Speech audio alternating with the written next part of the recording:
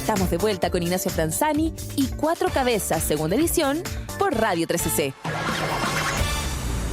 Es momento de las conversaciones que importan en Cuatro Cabezas, segunda edición. 7:33, lo anunciaba antes de la pausa. Conversamos a esta hora con el profesor de Educación General Básica de Cabildo en la región de Valparaíso, reconocido como el mejor docente chileno en el Global Teacher Prize 2024. Este galardón, este reconocimiento es conocido como el Premio Nobel de la Enseñanza. Un enorme orgullo que entre tantas malas noticias que nos toca dar día a día, poder tener una conversación así de edificante y esperanzadora con el profe Patricio Vilches. Profe, bienvenido. ¿Cómo está? Gracias por la visita, primero que todo. Estoy muy bien y muy agradecido también por este espacio, Ignacio, lo valoro mucho. Bueno, hay que contarle a nuestros auditores que Patricio es rector de la escuela G47, el único profesor de 8 estudiantes matriculados y además un tiktokero, digamos, ya avesado hace un tiempo. A ver si partimos un poquito por ahí, profe, ¿no? ¿Cómo un docente de una escuela rural con 8 alumnos, con precarias condiciones para poder trabajar, decide hacerse un TikTok y termina rompiéndola en las redes, además? Ahí está la respuesta, Ignacio, la precariedad, la falta de recursos, la necesidad también, y el consejo sabio de un psicólogo mucho más joven que me topé en un seminario X, donde conté mi historia, y nadie conocía en ese foro la unidocencia. Y muy emocionado me dice: profe, lo que usted relata es tan lindo, ¿por qué no lo documenta? Y utilice las redes sociales para buscar el patrocinio que usted necesita para sus proyectos. Y él me arengó, digamos, y 2 semanas después nace el profe solito, sin dimensionar lo que iba a causar esta plataforma, y que también nos ha traído tantos beneficios a mis alumnos y a mí. El profe solito, para que lo puedan buscar en TikTok. ¿Qué es la unidocencia, profe? La unidocencia somos las escuelas que funcionamos con un solo profesor, y tenemos el rol de poder educar en una sola sala, que se llama un aula multigrado, a alumnos de primero a sexto básico. O sea, en el fondo tratando de nivelar realidades, claro, contextos, perfiles y crecimiento totalmente distintos. Sí, los 6 cursos de primero a sexto, todos juntos, arreglándolas como lo podamos hacer, ¿no es cierto? Fusionando cursos, trabajando en base a proyectos, que es como una metodología que está bien en boga, pero además cumplimos todo el rol administrativo. O sea, además somos directores, inspectores, UTP, encargados de convivencia, encargados de la alimentación, y yo en mi caso personal también traslado a mis niños en mi propio vehículo. Así que toda esa multiplicidad de roles cumplimos los más de 1087 profesores unidocentes y profesoras unidocentes desde el norte hasta el sur. No me diga, profe, ¿usted también es el furgón escolar? También, y lo hago con mucho cariño, con mucho gusto, y lo pasamos súper, así que yo lo hago feliz. ¡Ay, qué grande! ¿Eh? Ni Leonardo Farca se atrevió a tanto, en su calidad de hombre orquesta en Viña del Mar. A ver, vamos un poquito para atrás, profe. ¿Con qué se encontró al llegar a la escuela G47? ¿Es cierto que cuando usted ingresa estaba al borde del cierre y en precarias condiciones? Es el fantasma con el que vivimos toda la escuela unidocente, el cerrarla. Porque claramente para los municipios o para los SLEP hoy día es más fácil cerrar una escuela unidocente sin dimensionar el golpe cultural de la idiosincrasia, del folclore del campo, y poner furgones que trasladen a los niños a escuelas más grandes. Claro. Sin entender el trasfondo de esto, que las escuelas son mucho más que eso. Por lo tanto, claro, siempre estaba el fantasma de que la escuela la iban a cerrar, de que faltaba un profesor que cumpliera ciertas características que lo mantuviera nivelada en lo administrativo, y ahí pensaron en mí, mis jefes, y me sacaron de una escuela tradicional y me hicieron la invitación para asumir este desafío, que yo en un primer momento, como siempre lo digo, lo romanticé desde convertirme en un profesor rural, sin dimensionar también todo este otro trasfondo que yo desconocía, de la gran responsabilidad y de todos los obstáculos que iba a tener. Así que partí con muchas ganas, las sigo teniendo lógicamente, pero ahora con un golpe de realidad importante. ¿Cuáles fueron esos primeros mazazos, no? Y que sin duda hacen perder muchas veces la esperanza, la energía, y me imagino que hay cierta inercia que cuesta movilizar. Yo me atrevería a decir los 3 y también el antídoto, si me permite. Primero, la falta de recursos, porque lógicamente somos escuelas que funcionamos, al igual que todas las escuelas de Chile, con recursos relacionados con la matrícula. Por lo tanto, lógicamente que a mí con 8 niños me llega muy poco dinero, que al final se va en comprar cosas elementales. No para poder innovar, no para poder proyectarme a futuro. Eso fue lo primero. Lo segundo fue claramente la falta de oportunidades. El sentir que estamos en un lugar que está relativamente cerca, pero al mismo tiempo está también tan lejos. De Santiago, digamos. Claro, de Santiago. Claro. Y también de mi misma comuna. O sea, finalmente estoy a 20 minutos, pero al mismo tiempo esta parte geográfica donde donde cuesta tanto llegar, en medio de cabrería, en medio de una situación muy rural, también cierto yo que genera cierta reticencia de repente de poder querer ir. Y lo otro claramente, que es lo que hemos estado hablando con el ministro la semana pasada, con la subsecretaria, esta falta de un plan y programa que sea especializado en multigrado. ¿No es cierto? Porque nosotros, a pesar de que tenemos esta aula tan diversa, no contamos con una base sólida. Tenemos que seguir rigiéndonos por los planes y programas de la educación tradicional. Claro. Entonces, y que nada tiene que ver con la realidad, no, uno, rural, y dos, donde hay niños de distintas edades y que están en procesos totalmente distintos. O sea, yo tengo una hija que va a cumplir 6 años y que es totalmente distinta a los hijos o hijas de amigos que tienen 10. O sea, en 4 años o en 3 años hay una brecha enorme. Sí, esos fueron yo creo que los grandes golpes que me vi. Bueno, yo ya llevo 8 años, ahora puedo decir que estoy dando como un enfoque más o menos ya con una estructura. Al principio fueron palos de ciego mis primeros años, hasta que ya empecé a entender que esto ya no era como la educación tradicional, sino que había que empezar a innovar. Y lógicamente que, como te mencionaba adelante, a pesar de que conocí como estas dificultades, también tuve siempre el antídoto ahí, que es la comunidad. La comunidad campesina es un bálsamo para el profe, para el alma, para el espíritu, pero también para las lucas que hay que ponerse, para decir, ya, profe, hagámoslo en conjunto, para decir, no se detenga, para levantarme los brazos, porque esto es una montaña rusa también de emociones para el profesor. Ahora que se habla tanto de la salud mental, el querer llevar todo esto a lo máximo, pero con tan poco. Entonces, finalmente, ahí está el club de Rayuela, el club de Guaso, la junta de CIN, el centro de madre, hagamos un plato único, hagamos, no sé, un campeonato de Rayuela, hagamos un rodeo, pero profe, no se detenga. Entonces, así como tenía la parte que me chocaba un poquito, tenía detrás las familias crianceras que nunca me dejaron solo, hasta ahora. Mira, qué bonito. Oiga, profe, y hablemos un poquito de Cabildo, ¿no? Como bien decíamos, tan lejos, tan cerca, una zona que uno conoce a través de las noticias por siempre estar enfrentando la crisis hídrica, la enorme sequía de la zona central, que a pesar de que ha llovido más en estos últimos 2 inviernos, hay una sequía, hay una escasez estructural. Entiendo, una comunidad de no más de 20.000 personas, y donde el sostén principal es la minería. ¿Qué otras cosas podemos aprender de Cabildo? Es decir, el contexto donde estos 8 niños intentan educarse y sobre todo prepararse para la vida. Correcto. Guayacán, que es la localidad rural perteneciente a Cabildo, donde está la escuela, es un poblado que queda a la orilla de una carretera que nos conecta con San Felipe. Entonces, esos típicos pueblitos que cuando uno pasa en una carretera, ve alrededor, eso es Guayacán. Un poblado chiquitito, de no más de 100 familias, todas crianceras, se dedican básicamente a eso. Por eso también estos 15 años que ya llevamos de crisis hídrica y de la sequía, los han golpeado tan duro. Lo conversaba adelante en el Ministerio de Educación, que finalmente también nos ha llevado a abordar la salud mental, porque los niños tienen una conexión tremenda con los animales. No es una localidad de agricultura, es de crianza de animales. Por lo tanto, por ahí por el 2017, 2018, 2019, que fueron los años más críticos, vieron morir muchos animales. Claro. El apego, el sufrimiento de los padres, el ver cómo también el negocio familiar se estaba yendo abajo, nos hizo también ver el tema de la salud mental.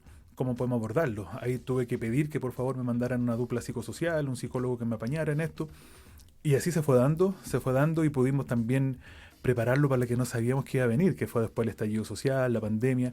Creo que estuvo bien interesante que pasara eso, que fue muy trágico, pero que nos preparó para lo que iba a venir después. ¿Cómo enfrentaron lo de la educación a distancia, no? Así como uno veía acá en Santiago, todos los niños encerrados, viendo pantallas para poder educarse a distancia. Sabemos también la realidad de muchas comunidades campesinas, rurales, donde muchas veces sin siquiera conexión a internet o el dispositivo adecuado era una panacea, una quimera lograr lo que uno podía ver en un contexto más citadino.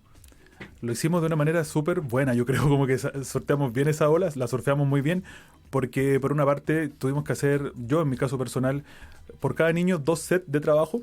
Entonces iba a dejar una semana uno con la bolsa desinfectada, después iba a recoger ese, le entregaba el otro, mientras yo le grababa cápsulas que después subía a Facebook, que era la única red social que era gratuita y que a pesar de que el internet era muy malo, llegaba bien. Entonces en ese momento Facebook se transformó como nuestra conexión, y lo que yo le iba a dejar a la puerta de su casa, en la reja colgado, yo se lo explicaba a través de estas cápsulas que alcanzaron a ser casi 600 y que hoy día todavía están en Facebook, y a veces yo me pongo a revisarlas con mucha nostalgia, y así logramos sobrepasar No me diga, profe, ¿eso fue antes de su TikTok? Sí, fue mucho antes. Esto ya adelantaba el profesor de las redes. Eso, sí. Creo que fue como mis primeros guiños, digamos, con las redes sociales. Y por la emergencia de la pandemia, digamos. Había que grabar y subir. Y de la manera más precaria. Siempre las grabaciones muy de madrugada para que no existieran ruido. No tenía tampoco la tecnología que tampoco tengo ahora, pero tampoco sabía de micrófono. Nos pilló todo muy de sorpresa. Así que todo era muy, muy artesanal y muy a pulso, terminando en la madrugada de grabar video en una sola toma. No sabía cómo después editarlo. Entonces tenía que grabar todo de parejo. Claro, las primeras intervenciones era súper perfeccionista. Después ya que ladrar un perro, la verdad, daba lo mismo. Así que lo hicimos así y lo recordamos también con mucho cariño. Oiga, qué notable. Profe, vamos a seguir conversando con usted. Mientras te quiero contar que terror, romance, desarrollo personal, crónica, fantasía, drama, hasta historia, para todos los gustos y para todo tipo de lectores, pueden descubrir un enorme catálogo de audiolibros en Storytel.com. Lo pruebas gratis, totalmente gratis, por 2 semanas, 14 días y te preparas para no parar de escuchar en Storytel.com. Vamos a escuchar a Foo Fighters y seguimos conversando con nuestro invitado de hoy, el profe Patricio Vilches, nuestro Nobel de la Enseñanza 2024. No te vayas. Crazy, but I believe this time, begging for sweet relief, a blessing in disguise. Dying behind these tired eyes, I've been losing sleep. Please come to me tonight.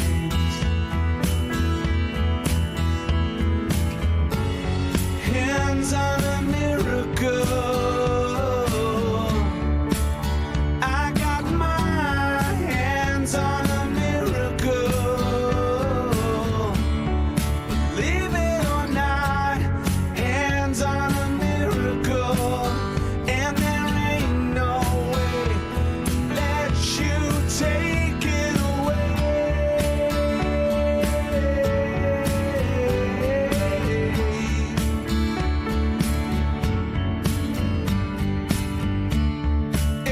Everything that we've survived, it's gonna be alright. Just lucky we're alive. Got no vision, I've been blind, searching everywhere. You're right here in my sights. Hands on a miracle. I got my hands on a miracle. Believe it or not, hands on a miracle. And there ain't no way let you take it away.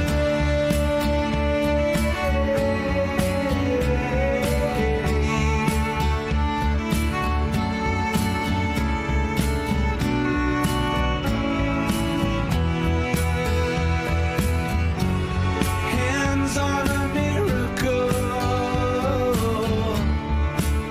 I got my hands on a miracle. Believe it or not, hands on a miracle. I got my hands on a miracle. And there ain't no way let you take it away.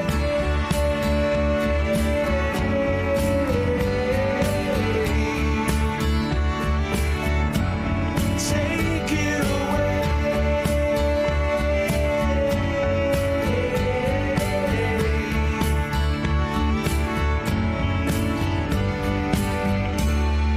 Ignacio Franzani tiene la vista puesta en la actualidad. En Radio 13C escuchas Cuatro Cabezas, segunda edición.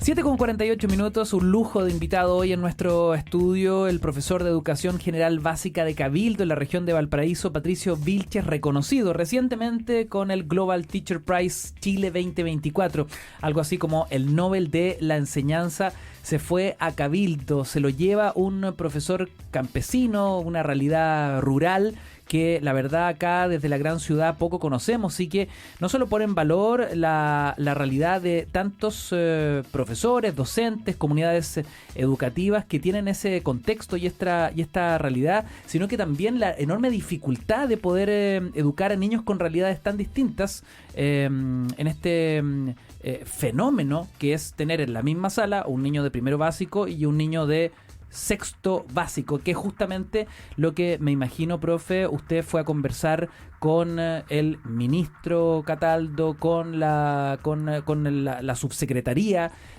¿Cómo ha sido la acogida por parte del gobierno a partir de su reconocimiento, a partir de su premio, y poder entrarle ahí a los temas pendientes?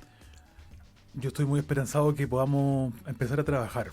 La verdad es que me da un poquito de temor pensar que tal vez un cambio de gobierno puede dejar algo inconcluso, pero con la fe de que se puede hacer de manera rápida, Ignacio, porque vuelvo a repetir, no es algo que haya que partir de cero. Hay prácticas que ya están dadas, hay lineamientos generales que ya están hechos, ¿no es cierto?, que se puede uno tomar de lo mismo de los planes y programas tradicionales, pero con esta metodología distinta. Entonces, en metodología muchos profesores tenemos cierta expertise sin ser grandes expertos, digamos, en lo teórico, en lo práctico. Eso también le hablaba, de escuchar las voces reales de los que estamos ahí, de los 1087 profes en diferentes puntos del país. Yo estoy en el campo, pero también hay profesores en islas, en Caletas, en La Pampa. Esto del Global Teacher Prize también me ha permitido a través de mis redes que me escriban, profesor, y me cuenten, así como sus niños caminan, los míos tienen que cruzar todavía en lancha para llegar a la escuela, y también yo los estoy esperando aquí, y el invierno es súper duro, pero siguen viniendo. Entonces, de verdad, son tantas historias de las que hay que hacer eco, ¿no es cierto?, en esta tribuna que estoy teniendo hoy día. Tanto que contar, pero ojalá que ya vaya quedando algo más concreto. Profe, ¿cuál es su mirada respecto de la educación en Chile hoy? Yo siento que estamos muy segmentados. Lo conversaba el otro día con Natalia Valdebenito, lo hablábamos desde el punto de vista de que estamos todos como por un lado, ¿no es cierto?, como la educación rural muy lejana, la educación convencional, la educación pública muy lejana, la educación particular subvencionada y particular. Es como que la educación se transformó un poquito en el reflejo de cómo es Chile, ¿no es cierto?, esto de las clases sociales, pero también de las diferencias territoriales. Finalmente también hay que entender que la educación en el sur es tan distinta a la del norte, que efectos climáticos también influyen, ¿no es cierto? Hablamos de la sequía, pero también en otras partes el exceso de lluvia, o en otras partes la nieve, o en otras partes, no sé, tantas cosas que pasan y que influyen en la educación. Tal vez uno no lo dimensiona, pero ahí en terreno, en la sala, pesa. ¿Por qué? Porque tiene que ver con la asistencia, tiene que ver con un montón de otros factores que inciden directamente en la educación. Por lo tanto, respondiendo a la pregunta en concreto, yo siento que estamos viviendo mundos distintos que deberían unirse. ¿Cómo se logra eso? Con lo que él mencionaba recién, por lo menos unir la unidocencia a través de un plan que nos dé las directrices a todos. Y por otro lado, también en términos generales, yo pienso que el gobierno tiene que hacer ahí también un trabajo bien interesante, que es posible de realizarlo, dándole otro foco a la educación, Ignacio. Yo siento que igual estamos como con un sistema, con una estrategia tan antiguo. Otros países ya han despertado esta realidad. Imagínate, cuántos años educando de la misma manera. Y se habla mucho de eso, ¿no? Sí. No sé, el mundo de la radio, el mundo de la tecnología, de las telecomunicaciones, la industria de la música. O sea, la industria que uno mire ha tenido en los últimos 50 años saltos, digamos, de la Tierra a Marte, y la educación, sí, después de un siglo, uno la observa y el patrón es exacto, calcado. Pizarrón, profesor, pupitre, alumno, y donde incluso hasta los mismos métodos, ¿no?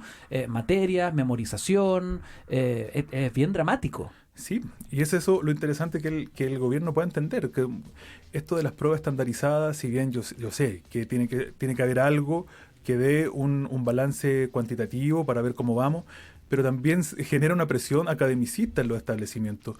¿Me entiendes? Tal vez la escuela unidocente, y por algo yo gané el Global Teacher Prize, porque tal vez estamos con la mente en otra parte, como el desarrollo de habilidades, ¿me entiendes? El que la sala de clase también pueda ser la granja donde yo llevo a mis niños, cuando vamos a ver el proyecto científico de los nidos en nuestro entorno, cuando vamos al río a hacer ciencia. Yo sé que son contextos distintos, que un colegio de la ciudad tal vez no lo va a poder hacer, pero hay tantas otras formas de educar y que hoy día el academicismo puro finalmente nos está comiendo esa quimera de querer educar para las habilidades, de la que se habla mucho, pero se hace poco. Claro, justamente usted indica que hay otras formas de educar, más allá del CIMSE, más allá de los rankings, y es justamente las razones por las que se ha llevado este Nobel de la Enseñanza. Yo quiero felicitarlo, profe, en nombre de todo el equipo, e insisto, ¿no? Nos toca dar tantas malas noticias, la enorme crisis de seguridad que estamos viendo en el país, la crisis también de confianza en las instituciones. Entonces, cuando aparece una historia tan esperanzadora como esta, uno vuelve a tener un poco de fe en las cosas buenas que se están haciendo, ¿no? Es que el Chile real, yo siempre lo he dicho, estamos llenos de noticiero y de información que está pasando como en la contingencia, y yo entiendo, pero hay un Chile real que pocos miramos, el Chile del campo, lo que está pasando, no sé, con las pymes, por ejemplo, en las provincias, con lo que está pasando con la inclusión también, que son historias súper bonitas y súper como conmovedoras, pero al mismo tiempo esperanzadoras en términos de que se pueden hacer cosas. Pero no estamos centrando nuevamente en lo que pasa con la clase política, lo que pasa solamente con algunos temas que parecen ser noticias, pero hay un Chile obrero, un Chile campesino, un Chile minero, que tiene tremenda historia. Lo que está haciendo, por ejemplo, Elige Educar ahora, que yo le agradezco enormemente, no solo con el Global Teacher Prize, sino que también con el Elige Innovar, que también allí premia la innovación en párvulo, en básica, en media. Son historias tremendas. Entonces, al final, solamente pienso yo poner el foco en el Chile real, que está pasando, que está sucediendo y que están sucediendo cosas increíbles. Profe, ¿cómo lo pillamos en TikTok? El profe solito, pero con guión abajo, el guión bajo, profe guión bajo, solito. ¿Cómo van los followers del profe el día de hoy? Solo suben, me dicen ahora. Pero así al cielo. No, una cosa de loco. Agradezco porque sí, la verdad es que cuantitativamente dupliqué mis redes desde el martes pasado. Estamos a una semana. A esta misma hora estábamos en el Teatro Municipal de Las Condes viviendo la ceremonia, y de ahí hasta hoy día he duplicado mis redes y han llegado tanto amor en primer lugar, tanto respeto, tanta dignidad, pero al mismo tiempo tanto apoyo, y que yo lo agradezco porque hay muchas personas que me han escrito para ayudarme en esto, ¿no es cierto? Y que yo voy a intentar de la mejor manera que esto también se canalice para volver a repetir los 1087 colegas que están trabajando en esta misma tarea, tal vez no con la difusión que yo hoy día tengo, porque utilicé las redes sociales, pero haciendo cosas también maravillosas y infinitamente mucho mayores que las que hago yo. Maravilloso, querido profesor Patricio Vilches, nuestro Nobel de la Enseñanza, el Global Teacher Prize Chile 2024, que se queda en Cabildo, en la región de Valparaíso, para conocer además la realidad de tantos profesores del mundo rural. Profe, infinitas gracias y mucha suerte en lo que se venga. Muchas gracias, Ignacio, por este espacio. De verdad, es un impacto tremendo hablar de estos temas con líderes de opinión como tú. Así que muchas gracias. Profe Vilche, presidente, yo me ofrezco como generalísimo. Son las 7 de la tarde con 56 minutos.